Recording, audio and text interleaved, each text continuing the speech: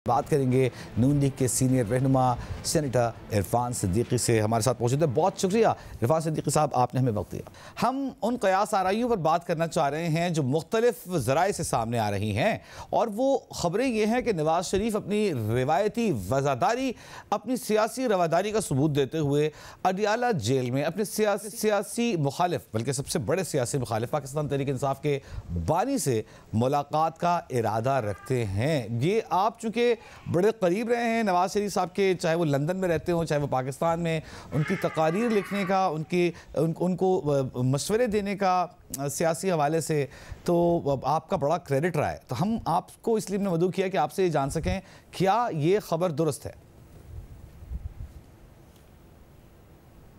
बहुत शुक्रिया वजी सानी प्रोग्राम में लेने का भी, और शुक्रिया कि आपने बिल्कुल शुरू में ये सवाल पूछ लिया। मैं इसकी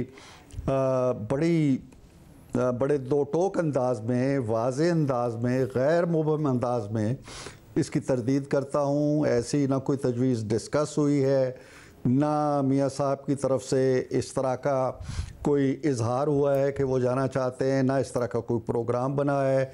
ये सरासर एक बेबुनियाद, फ्रिवलिस, लाग और बिल्कुल गैर हकीकी सी एक ख़बर है। मुझे नहीं यकीन कि ये कहाँ से आई और कैसे बाज़ अच्छे मुस्तनद सहाफ़ियों ने भी इसको कोट किया और ये आगे बढ़ती चली गई। ऐसी कोई बात नहीं है। मियाँ साहब की वज़ादारी, रवादारी और सियासत में उनका किरदार वो अपनी जगह एक मुसलमा हकीकत है, और इसका इजहार उन्होंने किया। कम से कम दो वाक़यात तो मुझे याद हैं। एक पहला वाक़या है 2013 के इलेक्शन का, जब पीटीआई को बहुत मामूली तौर पर अददी अक्सरियत तो नहीं कहना चाहिए लेकिन दूसरी जमातों से ज़्यादा थी, जबकि पीएमएलएन और जमीयत उलमा इस्लाम और दूसरी जमातें हुकूमत ईज़ीली बना सकती थीं और वो तैयार हो गई थी, लेकिन मियाँ साहब ने कहा कि नहीं, पीटीआई की हुकूमत बननी चाहिए। दूसरा मुझे वो वाक़या याद है कि जब वो वज़ीर आज़म बन गए और सारी चीज़ों को नज़रअंदाज करते हुए, इलेक्शन कैंपेन को नज़रअंदाज करते हुए, वो ख़ुद एक गाड़ी पे बग़ैर किसी प्रोटोकॉल पे, मैं था उनके साथ, चौधरी निसार साहब थे और मियाँ साहब थे। हम तीन आदमी वहाँ पहुँचे और ख़ान साहब से मुलाकात की, बहुत बातें हुई, उनकी पूरी लीडरशिप मौजूद थी, चाय उनके साथ पी। ये मार्च की ग़ालिबन बात है, तो उसके मार्च 2014 की, उसके फ़ौरन बाद फिर शुरू हो गया वो जो उनका एक लंबा धरना था। लेकिन उस मुलाकात के अंदर बड़ी अच्छी गुफ्तगू हुई और मियाँ साहब ने भी और ख़ुद ख़ान साहब ने भी ये तय किया कि जी मामलात अच्छे तरीके से चलाएंगे। उन्होंने कहा हमारा चीफ सेक्रेटरी बदल दें, आईजी बदल दें, वो सारी चीज़ें मान ली। खड़े खड़े मियाँ साहब ने आर्डर्स किए, तो वो तो रवादारी ठीक है। लेकिन आज ऐसी क्या बात है, मियाँ साहब क्यों जाएं? और मियाँ साहब के जाने की कोई वजह होनी चाहिए और ख़ान साहब को मनाने की भी कोई वजह होनी चाहिए। क्या मुल्क रुक गया है? क्या मुल्क का नज़्म व नसक तबाह हो गया है? क्या मुल्क खुदा न खास्ता किसी बहरान में चला गया है? क्या हमारी इकानमी डूब गई है? क्या हमारे ताल्लुकात ख़ारजा ख़राब हो गए हैं? क्या हम एक बड़ी जंग नहीं लड़ सके? किस वजह से ख़ान साहब की ज़रूरत पड़ी है? तो ये बिल्कुल एक फ़जूल सी बात है जिसको फैला दिया जाए। कोई मियाँ साहब का प्रोग्राम नहीं है जाने का, तो मियाँ साहब जाएँ क्यों? क्या कोई सियासतदान जाते जाते नाकाम हो गए? क्या इस्टेब्लिशमेंट जाते जाते नाकाम हो गई? क्या वज़ीर आज़म जाते जाते नाकाम हो गए और अब एक बड़े लीडर की ज़रूरत पड़ी है? कोई नहीं, वो ख़ुद ख़ान साहब जा रहे हैं, दस्तकें दे रहे हैं, मुतालबात कर रहे हैं, बातें कर रहे हैं। 2 साल से उनकी कोई सुनवाई अगर नहीं हुई है तो वो उनके अपने मुकदमात हैं, जराइम हैं, उनकी सज़ाएं वो भुगत रहे हैं। अब इसमें ना मियाँ साहब कहीं से आते हैं, क्या कोई राइवेट पे हमला हुआ था या मियाँ साहब ने कोई ज़ुमान पार्क पे हमला किया? मियाँ साहब का इस किस्से से कोई लेना देना नहीं है और उनके जाने का कोई प्रोग्राम नहीं। अच्छा इरफान सिद्दीकी साहब, आपने कहा कि ये दो टोक तौर पर इसकी तरदीद कर दी है। आपका ये कहना है कि किसी जहन की इख्तिरात हो सकती है, हकीकत नहीं है। लेकिन जिस भी जहन की इख्तिरा है, एक आइडिया तो उसने सामने रखा है। क्योंकि जब हम सियासी जमातों को देखते हैं तो एक ज़माने में पाकिस्तान पीपल्स पार्टी और मुस्लिम लीग नून आज राइवल्स हुआ करते थे, और फिर उन्हीं के साथ मुज़ाकरात भी हुए और बातें भी हुई, साथ मिलकर हुकूमत भी चलाई गई। पीटीआई पाकिस्तान मुस्लिम लीग नून के जमीयत उलमा इस्लाम से भी इख्तिलाफात रहे। और जब हम बात करते हैं कि भारत जो कि हमारा आर्च राइवल है पाकिस्तान का, जब उनके साथ मुज़ाकरात हो सकते हैं, तो फिर एक अपनी ही मुल्क की सियासी जमात जिसके पास वोट बैंक भी है, उससे क्यों नहीं हो सकते? आपको लगता है कि आज नहीं कल नवाज शरीफ साहब के पास ये ऑप्शन होगा गौर करने के लिए? नहीं, देखिए, मुज़ाकरात होना और नवाज शरीफ का इस मुज़ाकराती अमल का हिस्सा बनना, ये तो बिल्कुल मुतज़ाद मुख्तलिफ चीज़ें हैं ना। ठीक है, मुज़ाकरात पहले भी हुए हैं, उन्होंने हुकूमत से मुज़ाकरात करने हैं तो हुकूमत हाजिर है, सियासी जमातों से करने हैं, सियासी जमातें इनकार नहीं कर रही हैं, इस्टेब्लिशमेंट से वो करना चाहते हैं तो इस्टेब्लिशमेंट उससे इनकारी है। नवाज शरीफ कहाँ से बीच में आ जाते हैं? नवाज शरीफ उस वक्त आते हैं जब नवाज शरीफ अपनी जमात को या शहबाज शरीफ साहब को मना कर दें कि जी आपने कोई बातचीत नहीं करनी। नवाज शरीफ ने ऐसा नहीं किया है। नवाज शरीफ ने तो खुद मुज़ाकरात की पेशकश की हुई है।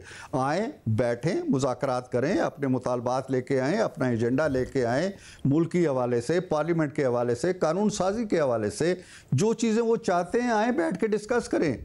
नवाज शरीफ ने अपनी पार्टी को नहीं रोका और उसका किरदार इतना ही है, वो जो भी लाए अमल तैयार करेगी उनकी पार्टी या हुकूमत, वो उसके साथ है।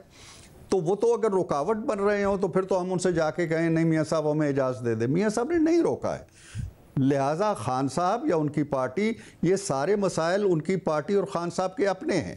पार्टी कुछ चाहती है, खान साहब कुछ चाहते हैं, कन्फ्यूजन है, कहीं से ख़त आ रहे हैं, कहीं से, तो ये सारा किया दरा उनका अपना है, इसमें किसी और के किरदार की कोई ज़रूरत। जिस दिन खान साहब चाहेंगे कि हम पॉजिटिव, मुस्बत, रिज़ल्ट ओरिएंटेड मुज़ाकरात करना चाहते हैं, हम हाजिर हैं।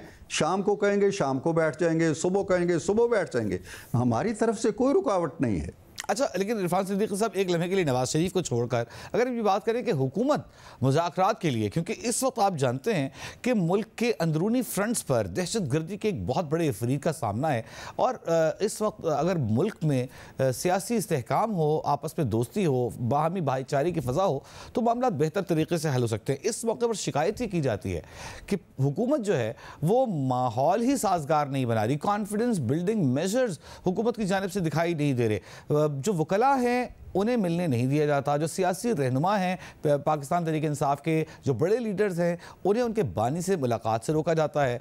फिर मखसूस नशिस्तों के हवाले से इल्ज़ाम आयद किया जाता है कि छीना झपटी जारी है। इसके अलावा खैबर पख्तूनख्वा में मुस्लिम लीग नून चाहती है, हुकूमत चाहती है कि भाई वो KP की एक हुकूमत है तो वो भी गिर जाए PTI की, तो ये तो माहौल बनाने वाली बात नहीं है मुज़ाकरात के लिए।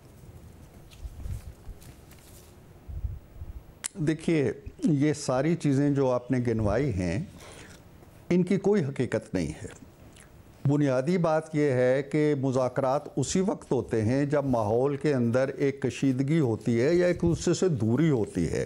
खान साहब अगर जेल में हैं तो वो किसी पॉलिटिकल केस में नहीं है, न किसी मनशियात के केस में हैं, न किसी गद्दारी केस में हैं, न किसी एफिडरीन केस में हैं, न किसी किराएदारी केस में हैं।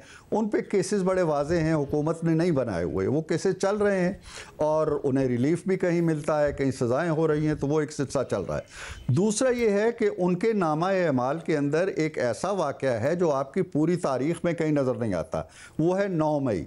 अब आप 9 मई को भी आप समझते हैं जी कि गिव एंड टेक में चला जाए, 200-250 मकामात पे आप हमले करें और उसके बाद कहें जी नहीं इस पे तो मट्टी डालो और आगे चलो।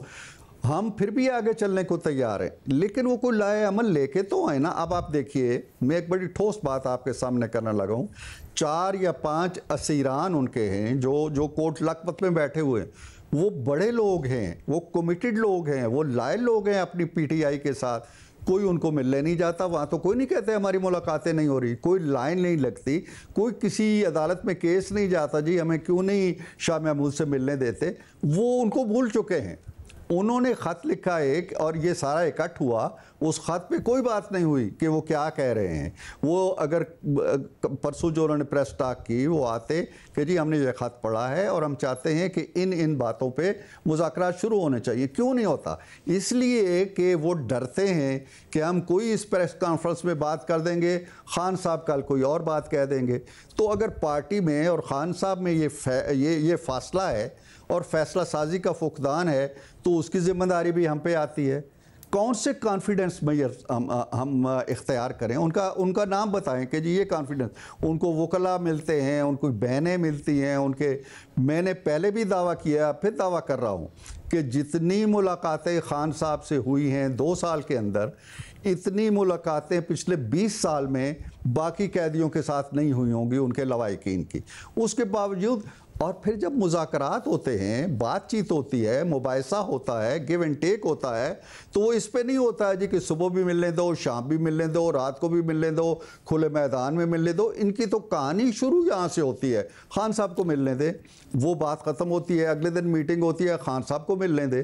तो एक्सक्यूज़ हैं, इनके पास कोई एजेंडा नहीं है, कोई एतमाद नहीं है। और आखिरी बात इस सिलसिले में मैं ये कहूँ कि ये अगर कोई डिसीजन करके भी जाते हैं ना, और खान साहब कहते हैं मैं नहीं मानता, तो इसलिए इनमें ये एतमाद ही नहीं है कि एतमाद के साथ बैठ के हमारे साथ बात करें। तो ये सारा जो एक मलगूबा है अदम एतमाद का या कॉन्फिडेंस मैयर, तो हम क्या करें, पहले वो अपने दरमियान तो कोई कॉन्फिडेंस मैयर करें, एक दूसरे पे एतमाद करना सीखें ताकि बात आगे चले।